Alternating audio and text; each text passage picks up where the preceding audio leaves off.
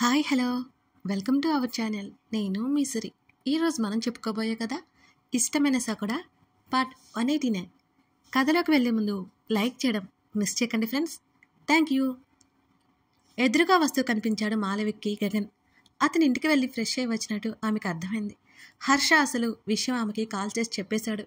గగన్ తల్లి పిలుపుకి ధరణి దగ్గరికి వెళ్ళబోతున్న వాడల్లా వెనక్కి తిరిగి చూశాడు.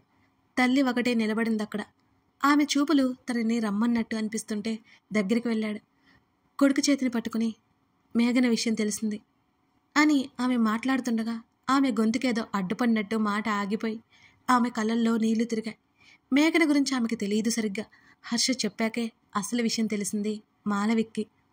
నేను బాగానే ఉన్నాను. అతను అప్రయత్నంగా తల్లిని హత్తుకుని ఆమె భుజం దగ్గర ముఖం దాచుకున్నాడు. అతని వీపు మీద నెమ్మదిగా చెయ్యేసి నిమిరింది. అతను కాసేపటికి దూరం జరిగాడు. ఇద్దరు అక్కడే కారిడార్లో కూర్చున్నారు. అత్తకి ఎలా ఉంది? అతను ఎప్పటికో అడిగాడు. ఇంకా నీరసంగానే ఉంది. ధరణి కళ్ళు తెరిచే వరకు అంతే ఇక. మాలవిక చెప్తూనే కొడుకు చేతిని మరింత గట్టిగా పట్టుకుని సారీ నాన్న అన్నది ఆమె. అతను దేనికన్నట్టే తల తిప్పి తల్లివైపు చూశాడు. నేను కూడా నిన్ను అర్థం చేసుకోలేకపోయాను. ఆ మాటకి అతను నవ్వాడు. ఇప్పుడు ఏమైంది మామ్ అని అడిగాడు. ఏం లేదు, నాకు అనిపించింది ఎప్పట్లా నువ్వేది చేసినా రైట్ అనే అనిపిస్తోంది. ఆమె మాటలకు అతని పెదవి బిగించి తల్లి భుజం చుట్టూ చేతిని వేశాడు. నువ్వు నన్ను ఎప్పుడూ హర్ట్ చేయవు మామ్. అయినో లేట్ అయింది కదా, వెళ్ళి పడుకో. అతను లేచి ధరణి గదిలోకి వెళ్ళిపోయాడు. ఆమెను ఇంకా ఐసీయూలోనే ఉంచారు. డ్యూటీ నర్స్ అక్కడే ఉంది. ఆమెకు 2 వారాల వరకు నైట్ డ్యూటీనే. గగన్కి రోజు ధరణి దగ్గర ఉండడం అలవాటే. ఆ రాత్రి వేళ ఆ నర్స్కి కొంచెం రెస్ట్ దొరుకుతోంది అతను ఉండడం వల్ల. అతను కనీసం కనురెప్పైనా కొట్టకుండా అలాగే కూర్చొని మేల్కొనే ఉంటాడు. ఎప్పుడో ఉదయం వెళ్ళిపోతాడు. అతనేం మాట్లాడు. ఆమె ముఖం అంతా తదేకంగా చూస్తూనే అలాగే కూర్చుని ఉంటాడు. అతని భార్యని నర్స్కి అర్థమైంది. సార్, మాకు ఇప్పుడు కాఫీ వస్తుంది, మీకేమైనా కావాలా? ఆ నర్స్ అతన్ని అడిగింది. అతను వద్దన్నట్టు తల ఊపాడు. నేను బయటే ఉంటాను, అవసరమైతే పిలవండి, ఆమె అక్కడి నుంచి వెళ్ళిపోతూ అతనితో చెప్పింది. అతను నెమ్మదిగా పైకి లేచి అలాగే పడుకుని ఉన్న ధరణిని ఆమెకు సర్జరీ జరిగిన వైపు కాకుండా మరోవైపు తిప్పాడు. ఆమె పక్కకి జరగకుండా నెమ్మదిగా ఆమె వీపు నొక్కుతున్నాడు కాసేపు. పడుకుని ఆమె వీపంతా మరింత మెత్తగా అయిపోయింది. బెడ్షీట్ అచ్చులు స్పష్టంగా కనిపిస్తున్నాయి. మరో అరగంట పాటు అతను అలాగే ఉంచి సరిగ్గా పడుకోబెట్టాడు. ఇంకో రోజు గడిస్తే ఎలా ఉంటుందో అతనికి భయంగా ఉంది. ఆమె వైపు తదేకంగా చూస్తున్నాడు అతను. ఆమె శరీరంలో ఒక్క కదలిక కూడా అతనికి కనిపించడం లేదు. అతనిలో ఆశ మెల్లిగా నశిస్తుంటే అతనికి భయం వేస్తోంది. ఆమెకేం కాదు అని తనలో తానే అనుకుంటూ ఆమె అరచేతిని ముఖానికి పెట్టుకున్నాడు. మెల్లిగా ఆమె బెడ్ మీదనే తల పెట్టుకుని ఆమె చేతిలో చెంప మీద పెట్టుకుని ఆమెనే చూస్తున్నాడు. క్షణాలు కాలంలోకి దొర్లిపోతున్నాయి. ఆమె చెయ్యి అతని ముఖం మీద నుంచి జారిపోయింది. ఆలోచనలో ఉన్న అతను ఉలిక్కిపడ్డాడు. అతను సరిగ్గా లేచి కూర్చుని ధరణి వైపు చూశాడు. ఆమె మామూలుగానే నిద్రలో ఉన్నట్టుంది ఎప్పట్లాగా. ఆమె చేయి కదిలినట్టు అతనికి అర్థమైంది. అది నిజమేనా లేక తన భ్రమ? తను కాసేపు మళ్ళీ తదేకంగా గమనించాడు. ఆమెలో ఎటువంటి చలనం కనిపించలేదు. అతనికి ఒక్కసారిగా గొంతు ఎండిపోయినట్టు అనిపించింది. హృదయం వేగంగా కొట్టుకోసాగింది. అతని లోపల నుంచి తన్నుకొస్తున్న ఆలోచనలను బలవంతంగా తొక్కి పెట్టుకుని అతను పైకి లేచాడు. ఆమెకు ఏదో అవుతుందని ఆలోచన తను రానివ్వడు. ఆలోచన తనని భయపెడుతున్నా తప్ప ఇంకేం లేదు. ఆమెకేం కాదు, ఆ విషయం అతనికి బాగా తెలుసు. కాసేపటికి నర్స్ లోపలికి వచ్చింది. అతను అదే గదిలో సోఫాలో కూర్చున్నాడు. అలాగే కూర్చుని కళ్ళు మూసుకున్నాడు. గగన్ మేఘన పిలుస్తోంది. ఆమె ఎక్కడికో పరిగెడుతోంది. మేఘా, స్టాప్, అటు వెళ్తే చచ్చిపోతావు. అతను గట్టిగట్టిగా అరుస్తున్నాడు. చచ్చిపోతాను, హాయిగా చచ్చిపోతాను. మేఘన నవ్వుతోంది, గట్టిగట్టిగా నవ్వుతుంది. నీకేమైనా పిచ్చా?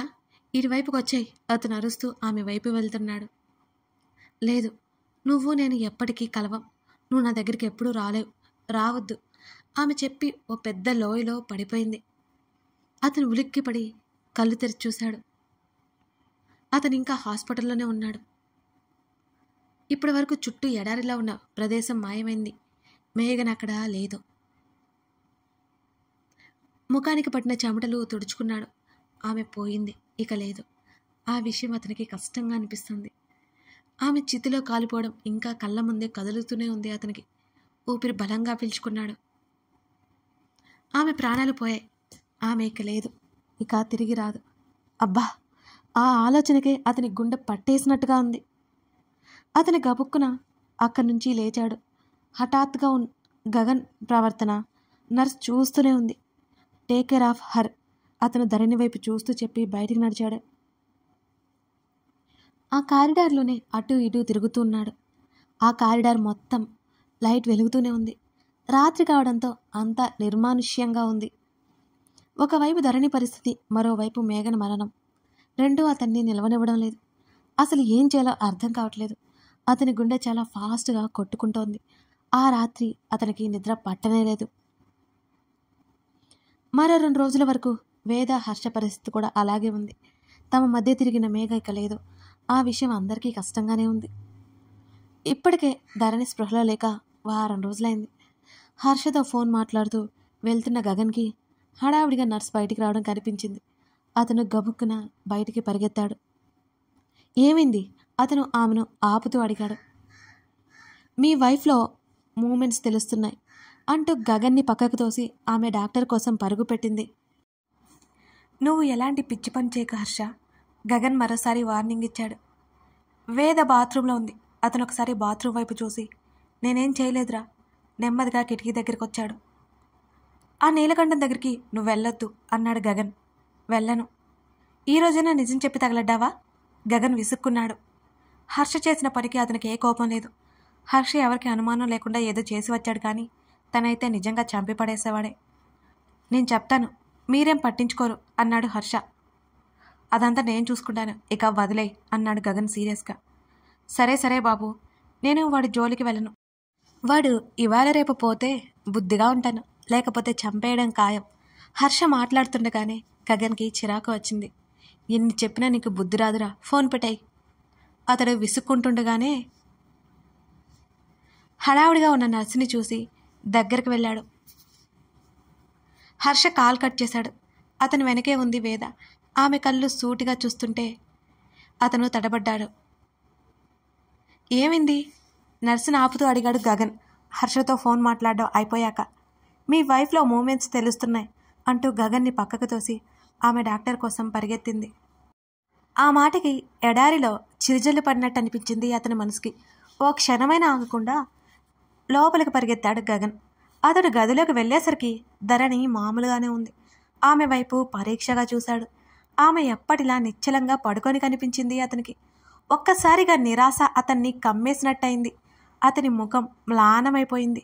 ఎంతో ఆతృతగా వచ్చాడు మరి.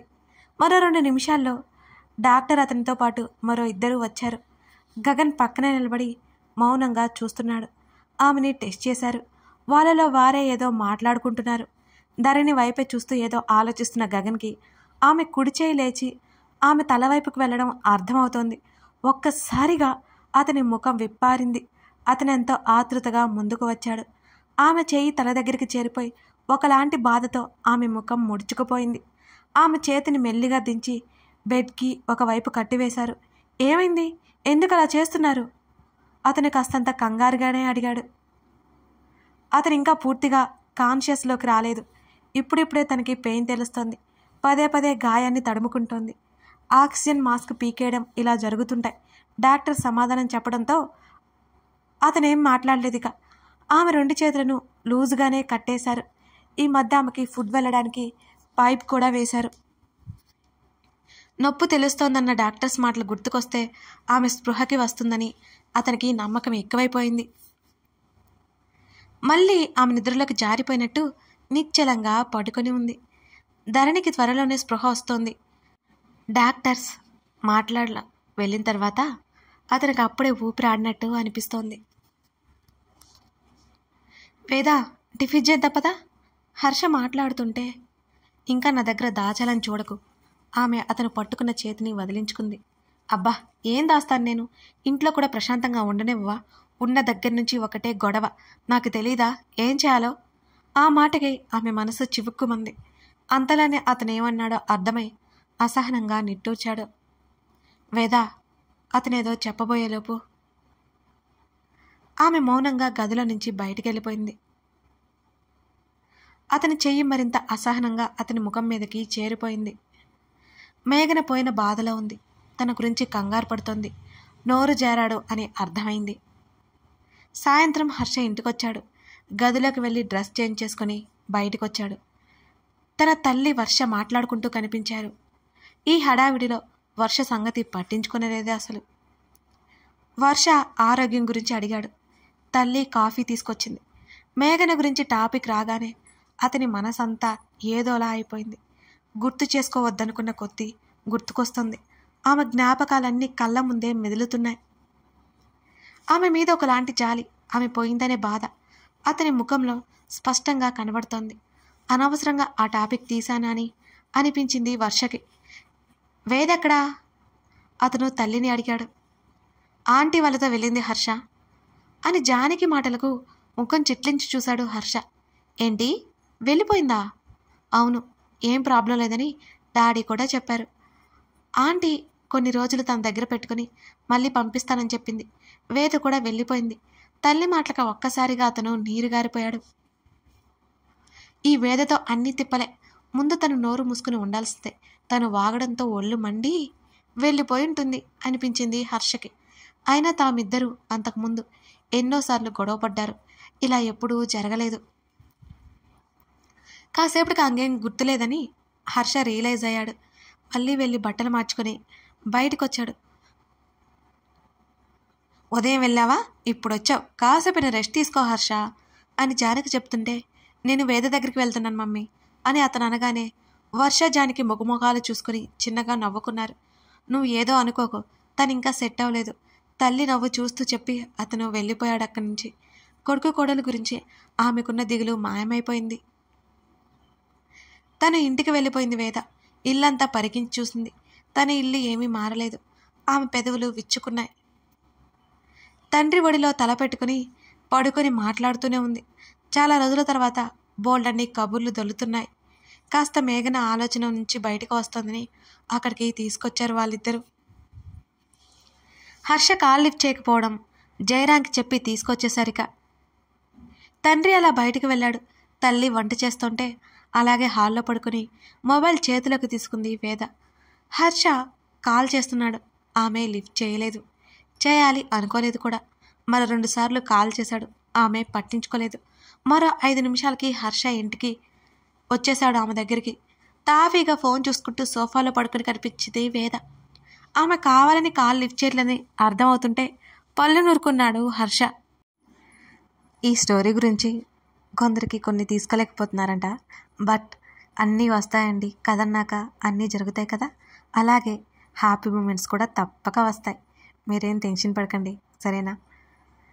మన కథలో కపుల్స్ హ్యాపీ మూమెంట్స్ లేకపోతే ఎలా చెప్పండి? వస్తాయి. Thank you for watching this video.